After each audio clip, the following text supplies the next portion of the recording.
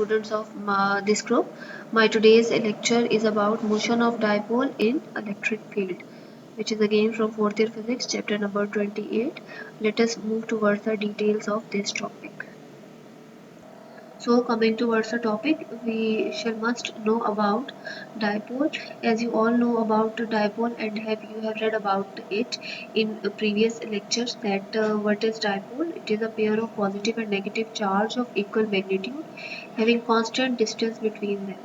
The distance between positive and negative charge, they both are having same magnitude. This distance remains same. This distance does not change for a dipole. And another term which is associated with the dipole is dipole moment. Dipole moment is basically the measure of polarization in a dipole. How much polarization it contains, how much this dipole can be polarized, or how much it is having a given amount of polarization in it. This is termed by dipole moment. The product of magnitude of charge and the separation between them is called dipole moment, and it is denoted by P. Dipole P is equal to QD, where Q represents the product of magnitude of the charge. Product means positive and negative charge, and D is the separation between them. This P dipole moment is a vector quantity, and the direction of the dipole moment is from a negative charge to the positive charge. This thing needs some clarification. You can see in this diagram. Okay, just concentrate on this figure. First, see the directions of these electric field lines. The dotted lines with arrowhead, these lines represent electric field lines or electric lines of forces. The direction of electric lines of forces is from positive to negative. Means that just concentrate on the position of my cursor. Here is positive charge, and these electric field lines are coming out of it, and these electric field lines are moving towards the negative charge. So you can see here that there is negative charge. So because these electric field lines are moving towards this negative charge. Now coming towards the dipole, this one is positive negative, positive charge Q and negative charge minus Q. Here it is given, this is dipole which is placed at some angle in electric field where electric field lines are present. Okay, now consider this charge. This dipole is placed at some angle theta with the direction of the electric field lines. Negative charge minus Q. It has electric field E. And the force due to this negative charge, this is equal to F2 is equal to QE. And the force due to positive charge, this is equal to F1 is equal to QE, where electric field remains the same. This one is the electric field in which the electric field lines are drawn. These are electric fields, and force due to charge minus Q is F2, and force due to charge plus Q is F1. Okay, the region from where these electric field lines are emerging out of it, are coming out of it. You can see here that there is a negative side of the dipole, or the region where the electric field lines are entering. This one is the negative region, negative side, the side containing the negative charge. You can see here that the positive charge of the dipole is towards that region. Means negative side is attracting the positive charge, whereas the positive side is attracting the negative charge. This negative charge is experiencing force in this direction, and this positive charge is experiencing the force in this direction.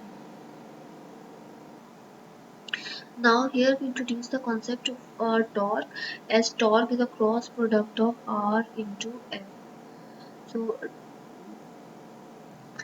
okay, this P, this is dipole moment vector. The dipole moment vector is in this direction, and it tends to align this dipole with the external field, where positive side of the dipole, positive charge of the dipole is in the direction of the negative side, and negative charge of the dipole is in the direction of the positive side. Positive side is attracting this charge towards it, whereas the negative side is attracting positive charge towards it. Then coming towards dipole moment vector. The basic aim of the dipole moment vector is to align this dipole with external electric field. Here the word center of mass is written. The center of mass, look, concentrate on the position of my cursor. Center of mass is located here, and this rotation will be in clockwise direction. How it will be in clockwise direction? You can here see that this vector, where force vector towards on negative side, you can see here that on negative charge, and this one is the positive region. This is in this direction, and whereas the positive side the force vector is in this direction. So just concentrate on the position of my cursor. This rotation will be in clockwise direction. You can see here that this one will be in clockwise direction, and this rotation occurs about the center of mass. This one is the center of mass, and this rotation will be in clockwise direction. This one is clockwise direction. So here the line is written the direction of the dipole moment vector. The purpose of the dipole moment vector is to align the dipole with the external electric field, and its direction is from negative charge to the positive charge. You can see here that this is direction is from negative negative charge to positive charge. Negative charge, you can see here that to positive charge. So I'm reading this, but there is written, and to further clarify it, consider two-point charges plus q and minus q of equal magnitude having distance d between them. This is the distance d between them. Is placed in external electric field E. The dipole moment makes angle theta with external field. This dipole moment, it is making an angle theta with external electric field. The electric force acts on the charge. This electric force F2 on charge minus Q1, and F1 on charge plus Q.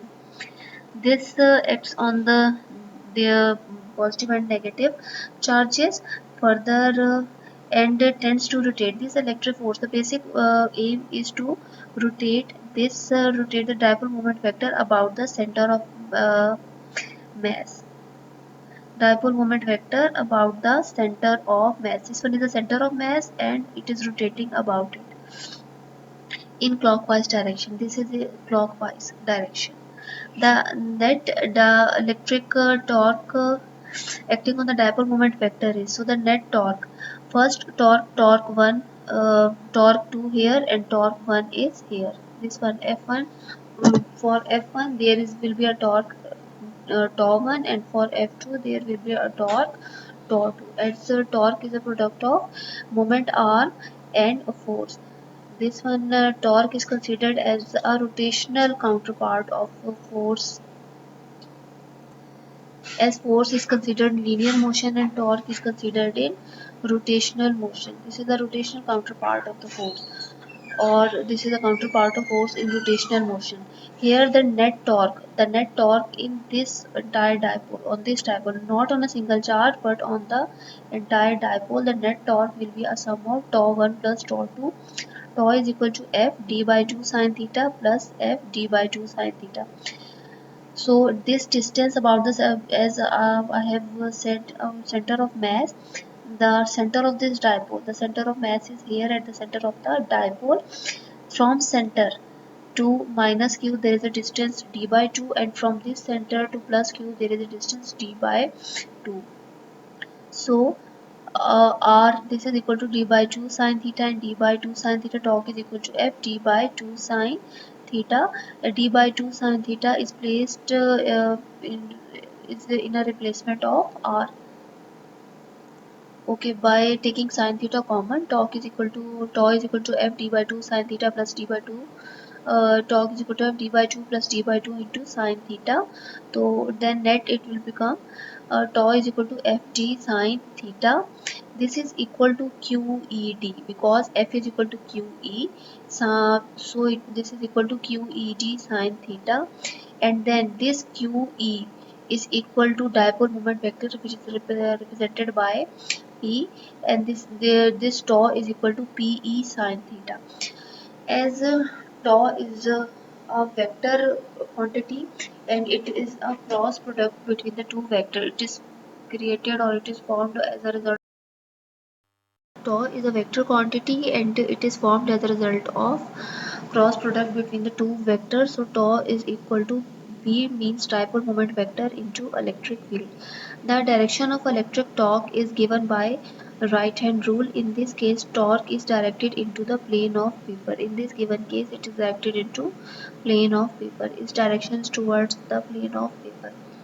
Further calculation of work done in this case.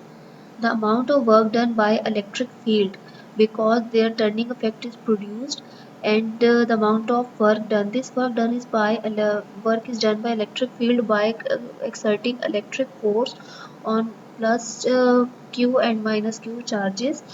And how this work is done, because it turns the dipole through some angle theta. If it does not turn the dipole, then no work is done. And in this case, it has turned a dipole through some angle theta. So we say that work is done, and this work is done by electric field because it turns the dipole. So dW is equal to tau dot d theta, because work is a scalar quantity and it is formed as a result of dot product between two vector quantities. The net work done in turning the dipole from initial position to final position.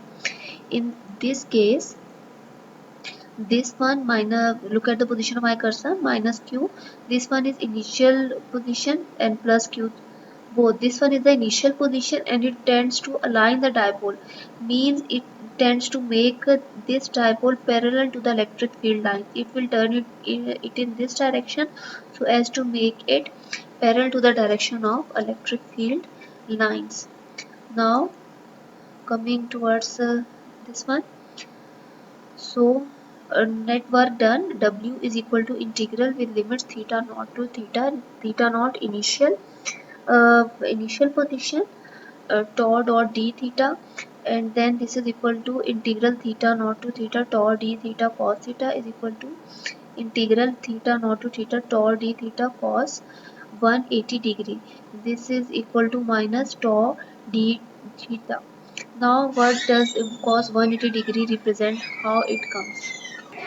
Because you can see here that clockwise rotations are taken as negative, whereas counterclockwise rotations are taken as positive and clockwise rotations are taken as negative. So for this purpose, minus 1, there is introduced cos 180 degree. The direction of torque, okay, the direction of torque and angular displacement is given by right hand rule. Both are anti-parallel to each other. Further, the direction of torque and angular displacement, these are anti-parallel to each other. This is given by this cos 180 degree. Cos 180 degree represents that these are anti-parallel to each other. Now how it is anti-parallel to each other? Just look at it. The direction of this electric field is this, from positive to negative, whereas dipole is itself has positive and negative charge. So the direction of electric field for this particular dipole is from positive plus q charge to minus q charge, which is anti-parallel to this. So also due to clockwise rotation and both the dipole, both the torque and the angular displacement, these are anti-parallel to each other. So here is the term cos 180 degree is used. Uh, Further, W, so this is equal to work done is equal to minus integral theta naught to theta Pe sine theta, as torque is equal to Pe sine theta. This is sine theta into d theta. After integrating it, this will become P is equal to Pe into cos theta with limits theta naught to theta. This is equal to Pe cos theta minus cos theta naught. This is the required expression for work done by electric field in turning the dipole through small angle. Next topic, potential energy. So according to the work energy theorem, whenever there is a change in energy, whether the change in potential energy or change in kinetic energy, work is done. So always a change in energy is equal to the work done, and we are discussing about potential energy. So change in potential energy is equal to work done. Delta U represents change in potential energy. This is equal to minus W. and this is described by the term of cos 180 degree in a previous slide. Delta u is equal to minus pe cos theta minus cos theta naught. Consider that initial position of the dipole moment vector is at 90 degree. We are considering initially that dipole is placed at 90 degree. The potential energy at this position is 0 initial, because it is initially at this position, so potential energy is 0. The potential energy at any position theta is given u theta minus u theta naught is equal to minus pe cos theta minus cos theta naught. Then further u theta minus u theta naught, uh, in place of u theta naught 0 is placed, because at 90 degree we have considered that potential energy is 0. This is equal to minus pe cos theta minus cos 90 degree, because initially we have placed theta not equal to 90 degree. So this is cos 90 degree. Cos 90 degree is equal to 0. So u theta is equal to minus pe cos theta. U theta is equal to minus p dot e. The potential energy will be minimum when the electric field and dipole moment vectors are parallel to each other. When they will become parallel to each other, the potential energy will be reduced or will become 0 or will be minimum in its value. So U minimum when dipole becomes parallel. In this case, when it is not aligned with the external electric field, there is some potential energy for the dipole, but once it will be aligned to the external electric field, there will be potential energy. There will be a minimum potential energy for the dipole when it will be aligned with the external electric field. So U minimum is equal to minus PE cos 0 degree. Cos 0 degree is equal to 1. This is equal to minus PE. The potential energy will be maximum when electric field E and dipole moment vector are antiparallel, that is theta is equal to 180 degree. Potential energy will be maximum when it is 180 degree, because it will be antiparallel to the field. It will not be in equilibrium, or it will not be aligned. So this case, when it is 180 degree, when the angle is 180 degree, potential energy will be maximum. This is equal to minus PE cos 180 degree. This is equal to minus PE cos 180 degree is equal to minus 1. So this is equal to PE. This is all about today's lecture.